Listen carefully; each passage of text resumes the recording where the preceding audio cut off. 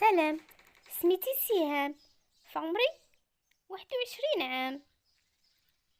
نعاود لكم قصتي وكيفاش تزوجت بإماراتي وكيفاش بدات المعاناة ديالي.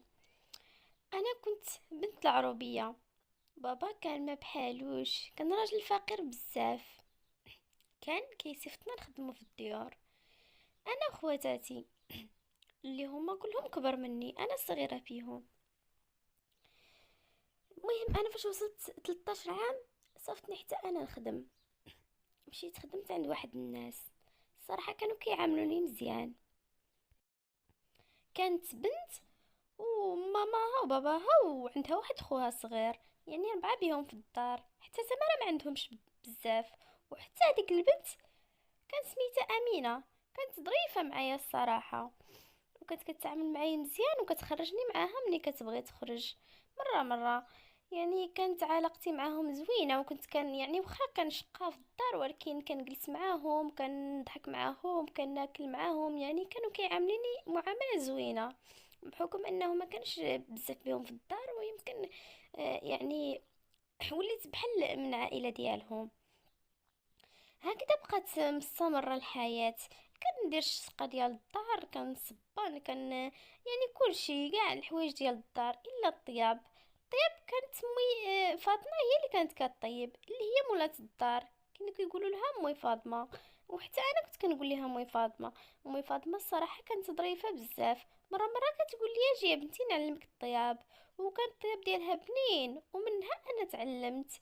يعني انا ما تعلمت منها والو الصراحه، كنت صغيره كنسرح، ومن تما دزت الخدمه. بقيت مع مي فاطمه وبنتها امينه وولدها الصغير هيثم. كان غزيول زوين بزاف، كان في عمره شي 4 سنين. كنت كنهزو وكنلعب معاه، وكان ظريف بزاف.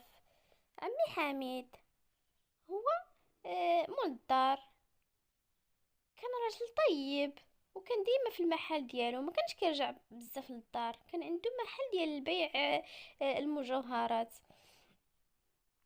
فكان ديما كيجي معطل. امي فاطمه كانت مرة كتبقى دابز معاه وكتقول ليه علاش ديما كتجي معطل، فكيقول ليها هو فراه الحكم ديال الخدمه ديالنا، وعاد سالينا وعاد بلعت وما خصنيش نبلع قبل الوقت. والناس مازال كيجيو اللي الزبناء زعما. فامي فاطمه ما كانش كيعجبها الحال، ولكن كانت مره كتميك ومره كتغوت. امينه بنتهم ما كانش كيعجبها الدباس ديالهم، كانت ديما مسكينه كتجي تبقى تشكي عليا. كنقول لها حمدي الله وشكريه، حنا عندنا الوالد راه كيضرب ما ماشي غير كيتزعفوا. اما امك عندها الحق تهدر، اما انا ما عندهاش الحق حتى تدوي، وكيزيد يضربها. فاستعجبات امينه من الامر وقالت لي ما خصوش يضربها. ايه، وقلت لها اش غديري، راه الدور عندنا كلهم بحال هكذا. المهم بقيت معاهم مدة ديال عامين، وحنا على نفس الوضع، ما تغيرت حتى حاجة، مازال كندير الشقة ديال الدار وكنقوم بالواجبات ديالي، ومازال هما كيعاملوني بنفس التعامل بكل احترام وطيبة. وعمي حامد كيقول لي يا بنتي، وحتى امي فاطمه. امينه كتقول لي اختي، مره كتقول لي صاحبتي. الصراحه كلهم ظريفين، وحتى ولدهم هيثم كان كيقول لي يا طاطا. فيعني كلهم كيتعاملوا معايا تعامل رائع، ما عندي ما نقول فيهم. كما قلت لكم بقيت معاهم هذيك المدة. واحد النهار جات عندهم واحد المرأة كانت ساكنة في الإمارات، ولكن هي مغربية. جات دقات في الباب، تحليت لها أنا الباب، حليت الباب، قالت لي السلام، قلت لها السلام، قالت لي واش كاينه فاطمه؟ هي مي فاطمه. قلت لها كاينه. كلمتها لها، خرجت عندها، دخلت لها وقالت لي ديري لنا اتاي. درت لهم اتاي وحطيت لهم الحلوى، وجلسوا كيتعاودوا. واحد شويه وهي تجي عندي مي فاطمه، قالت لي واش تبغي بنتي تخدمي في الامارات؟ راه جات هاد المراه بغات شي وحده، وانا هاد المراه عزيزه عليا بزاف، وبغيت نعطيها شي بنت ثقه، وانا انتي الوحيده اللي كندير فيك الثقه. فقلت لها امي فاطمه انتي ديري اللي يريحك، واخا انا ما نسخاش بكم، انا ولفت معكم نتوما. قالت لي اه بنتي عارفه، وحتى حنا ولفناك بزاف، ولكن انا هاد السيده عزيزه عليا بزاف وخيرها سابق عليا، فنبغي نعطيها شي حاجه زوينه، وانتي احسن بنت دازت عندي، وانا ان شاء الله ندبر شي وحده وكنتمنى تكون بحالك ظريفه. فقلت لها واخا امي فاطمه. المهم اتفقوا هي والسيده انني غنمشي معاها الامارات، ولكن كان خصهم يتشاوروا مع الاب ديالي.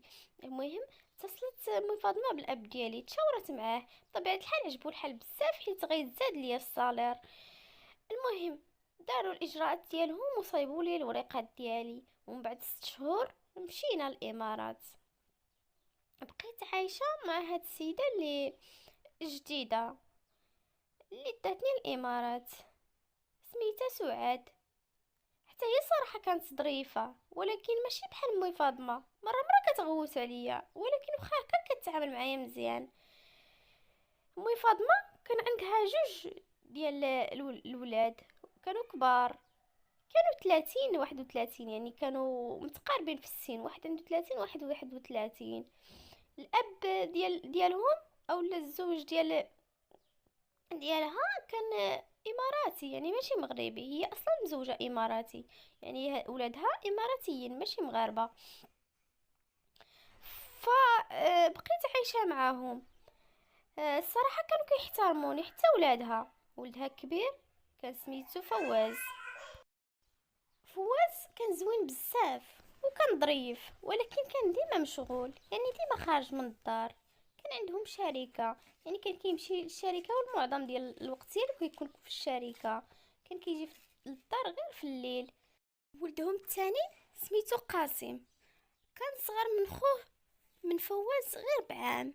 كانوا كيبانو قد في السن وكانوا كيتشابهوا، ولكن فواز كان زوين عليه بزاف، وخا حتى قاسم زوين، ولكن فواز بزاف.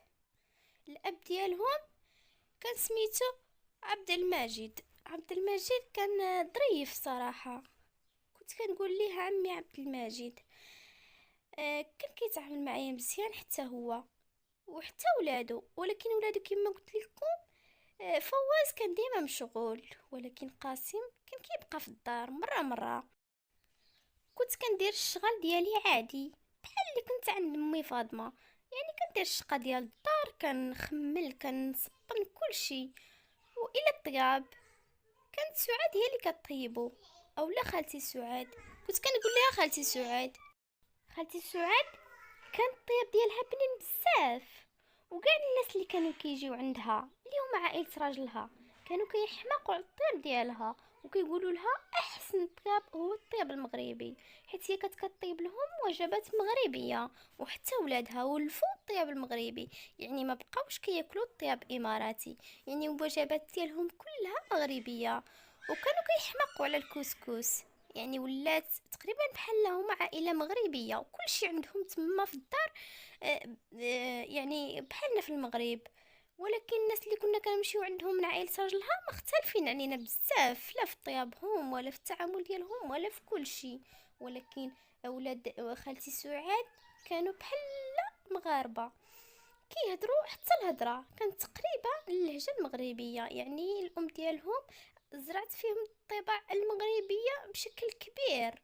الاب ديالهم كان عجبو هذا الوضع، وكان كيحماق على خالتي سعاد، كان كيتعامل معها معامله خاصه، يعني كان كيتهلا فيها، كيخرجها وكيجيب ليها الهدايا، وخا كبار كان كيحتفل بعيد ميلادها. يعني كانت اسره سعيده بامتياز.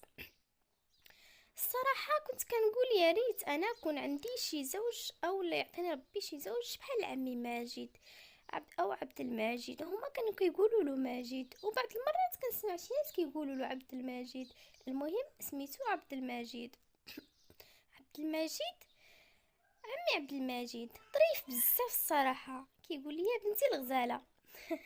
هو تا هو تعلم اللهجه المغربيه، كان كيقولها وكيبقى يضحك، زعما راني كنهضر باللهجه المغربيه. بدات هي معهم زوينه بزاف، ولفتهم بزاف بحال اللي ولفت خالتي فاطمه ووليداتها وعمي حامد. ولفت الجو ديالهم، ولفت كلشي، ولاو كيخرجوني كيديوني لشي بلايص ما عمرني مشيت ليهم. فواز اللي هو ولهم الكبير. واحد النهار قال لي واش تخرجي تغداي معايا.